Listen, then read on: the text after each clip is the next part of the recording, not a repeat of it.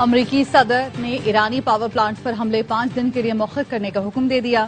Donald Trump کہتے ہیں ایران کے ساتھ بہت اچھے اور نتیجہ خیز مذاکرات ہوئے۔ مشرق وسطی میں تمام مسائل کے مکمل خاتمے پر بات چیت جاری ہے۔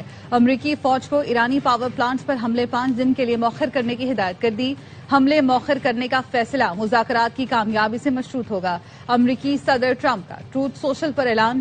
امریکی صدر نے گزشتہ روز آبنائے ہرمز کھولنے کے لیے 48 گھنٹے کا الٹیمیٹم دیا تھا۔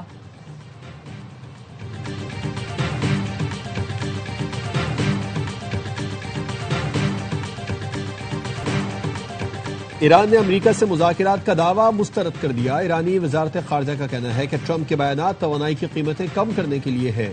ایران کی فارس نیوز ایجنسی کا کہنا ہے ٹرمپ ایران کی وارننگ کے بعد پیچھے ہٹ گئے۔ ایران نے پاور پلانٹس پر حملے کی صورت میں سخت جواب کی دھمکی دی تھی۔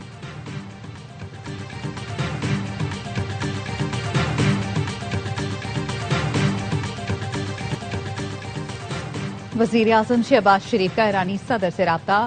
بہادر ایرانی عوام سے یکجہتی اور قیمتی جانوں کے ضیاع پر اس افسوس کا اظہار۔ وزیر اعظم شہباز شریف نے کشیدگی میں کمی، مذاکرات، سفارتکاری اور امت مسلمہ کے درمیان اتحاد پر زور دیا۔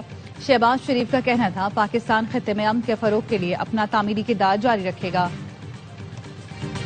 صدر ٹرمپ کے اعلان کے بعد عالمی مارکیٹ میں تیل کی قیمتوں میں زبردست کمی۔ لندن برنٹ کی قیمت میں 10% کمی سے $102 فی بیرل تک پہنچ گئی۔ امریکی WTI 9% کمی سے $89 فی بیرل پر آ گیا۔ عالمی مارکیٹ میں سونے کی قیمت میں بھی فی اونس $288 کمی ہوئی۔ پاکستان میں 1 تولہ 28,000 روپے سستا ہو گیا۔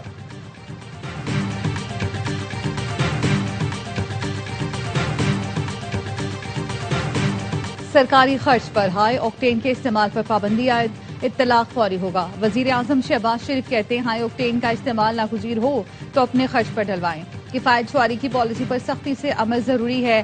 فیصلے کا مقصد قومی وسائل کا ذمہ دارانہ استعمال یقینی بنانا ہے۔ غیر ضروری اخراجات میں کمی لانا وقت کی اہم ضرورت ہے۔ فیصلے کی خلاف ورزی کی صورت میں سخت کارروائی کی جائے۔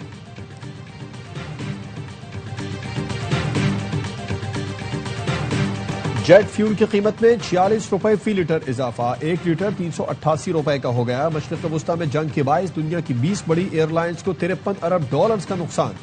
فائنینشل ٹائمز کے مطابق جنگ نے خلیجی ملکوں کے ہوائی اڈوں اور پروازوں کو متاثر کیا۔ ایئر لائن انڈسٹری کورونا وبا کے بعد بدترین بحران کی لپیٹ میں ہے۔ جیٹ فیول کی قیمت دگنی ہو چکی ہے، جس کے باعث ٹکٹس میں بڑے اضافے کا خدشہ ہے۔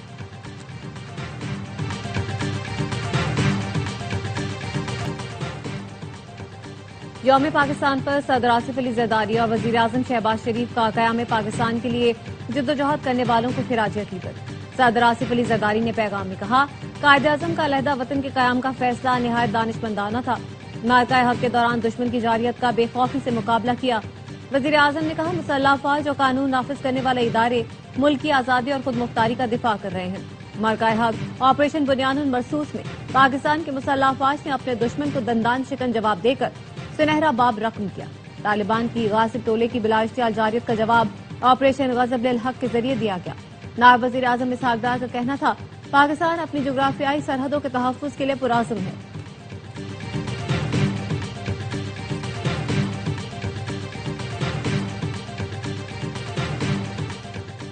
عسکری قیادت کی یوم پاکستان پر قوم کو مبارکباد۔ Field marshal Syed Asim Munir, naval chief admiral Naveed Ashraf اور air chief marshal Zaheer Ahmed Babar Sidhu نے پیغام میں کہا آج کا دن ایمان، امیدوار اور استقامت کی علامت ہے۔ پاکستان جمہوریت کے تسلسل کے ساتھ ترقی کی راہ پر گامزن ہے۔ دہشت گردی اور انتہا پسندی کی چیلنجز کے باوجود مسلح افواج، قانون نافذ کرنے والے ادارے اور عوام متحد ہو کر خطرات کے خاتمے کے لیے پرعزم ہے۔ پاکستان بطور ذمہ دار ریاست امن و استحکام کے فروغ کے لیے کردار ادا کرتا رہے گا۔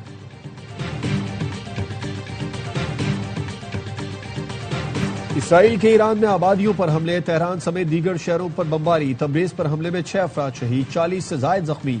بندر عباس میں ریڈیو اسٹیشن کو نشانہ بنایا گیا، 1 شہری شہید۔ اصفہان اور اہواز میں رہائشی آبادیوں کو نشانہ بنایا گیا، اسپتال کو نقصان پہنچا۔ ہلال احمر کا کہنا ہے اسرائیل اور امریکی حملوں میں اب تک 80,000 شہری یونٹس کو نشانہ بنایا جا چکا۔ سینٹ کام کا کہنا ہے قم میں ٹربائن انجن پروڈکشن پلانٹ کو نشانہ بنایا گیا۔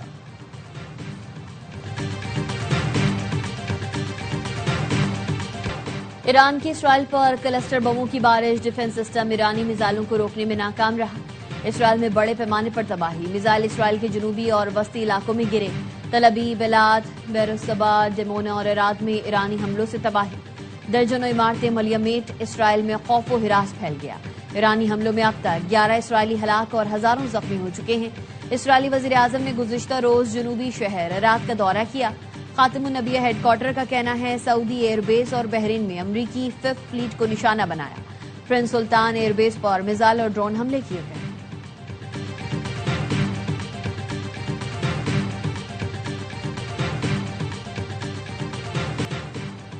امریکی صدر ٹرمپ اور برطانوی وزیر اعظم کے درمیان ٹیلی فونک رابطہ، ابنائے ہرمز کھولنے کی ضرورت پر زور دیا۔ ترجمان 10 ڈاؤننگ اسٹریٹ کے مطابق دونوں رہنماؤں نے اتفاق کیا ابنائے ہرمز کا کھلنا عالمی توانائی منڈی کے استحکام کے لیے ضروری ہے۔ ایرانی وزیر خارجہ کا کہنا ہے ابنائے ہرمز بند نہیں ہے، انشورنس کمپنیز جنگ کے باعث خوف کا شکار ہیں۔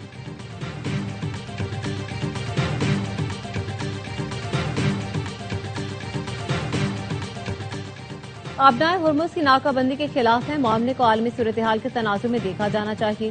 روسی وزارت خارجہ کا کہنا ہے امید ہے امریکہ عقل مندی کا مظاہرہ کرے گا اور ایران میں نیوکلیئر پاور پلانٹ کو نشانہ نہیں بنائے گا۔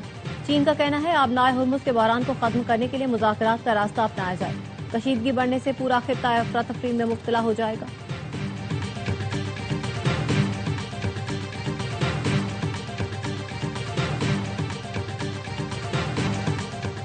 خطے میں پھیلنے والی آگ ہمارے گھر کی دہلیز پر آ رہی ہے، حملوں اور دھماکوں کے باعث خطے میں ماحولیاتی آلودگی کا خطرہ بڑھ گیا۔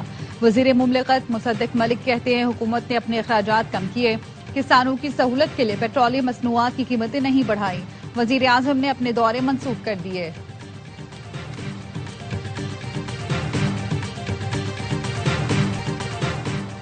امریکی صدر کو سیلیوٹ کرنے والے وزیر اعظم کو نہیں مانتے، لوگوں کے مینڈیٹ پر ڈاکہ ڈالا گیا، یہ جمہوریت حقیقی نہیں۔ وزیر اعلیٰ خیبر پختونخوا سہیل آفریدی کا پشین میں پختونخوا میپ کے جلسے سے خطاب، کہا پنجاب، سندھ اور بلوچستان میں جعلی حکومتیں قائم ہیں، کے پی میں صرف عوام کی طاقت سے آئی حکومت ہے۔ اپوزیشن لیڈر محمود اچکزئی نے کہا جمہوری جماعتیں حالات میں بہتری کے لیے کردار ادا کریں، چاہتے ہیں پاکستان بہترین ملک بنے، پارلیمنٹ طاقت کا سرچشمہ ہو۔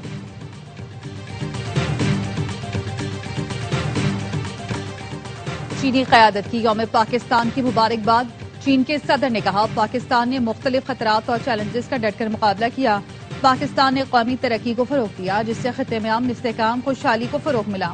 برطانوی بادشاہ شاہ چارلز نے یوم پاکستان پر پیغام میں کہا پاکستان ایک خوبصورت ملک ہے، برطانیہ میں مقیم پاکستانی کمیونٹی کی خدمات قابل تحسین ہیں جن کی قدر کرتے ہیں۔ مصطفیٰ عامر قتل کیس، کراچی میں ارمغان کے گھر پر چھاپے کے دوران مقابلے میں زخمی D S P S M Zulfiqar دم توڑ گئے، وہ لیاقت نیشنل اسپتال میں زیر علاج تھے۔ پولیس نے 8 فروری 2025 کو ملزم ارمغان کے گھر پر مصطفیٰ کی بازیابی کے لیے چھاپہ مارا تھا۔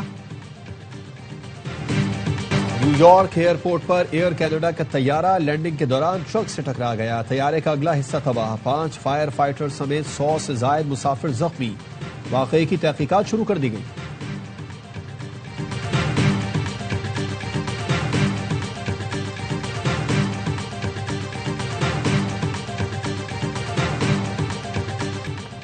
البانیہ کے دارالحکومت ترانہ میں حکومت کے خلاف کرپشن پر شدید احتجاج، مظاہرین نے وزیر اعظم ایڈی مارا کے گھر پر پیٹرول بم برسا دیے، پولیس نے مظاہرین پر آنسو گیس کی شیلنگ کی اور واٹر کینن کا استعمال کیا، مظاہرین کا انتظامیہ سے فوری مستعفی ہونے کا مطالبہ۔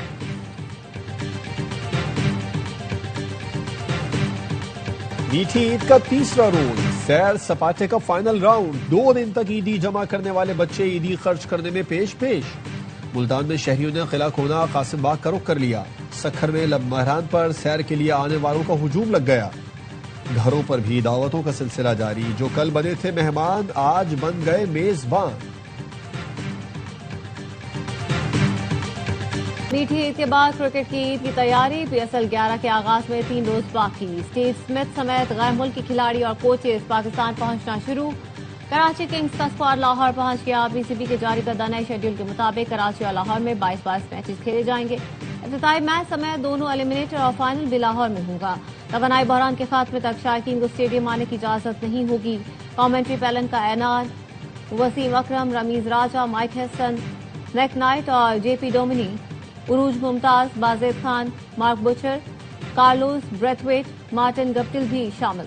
शुएब मलिक, सना मीर, सलमान बट उर्दू कमेंट्री करेंगे।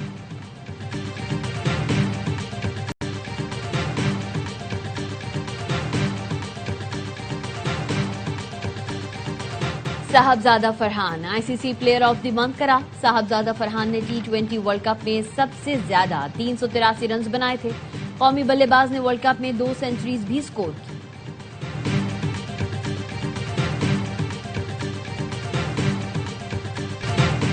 और सलमान इकबाल फिल्म्स, ए आबाद फिल्म्स, बिग बैंग फिल्म्स की पेशकश। आग लगे बस्ती में देखकर शायकीन की ईद का मजा तो बाला हो गया।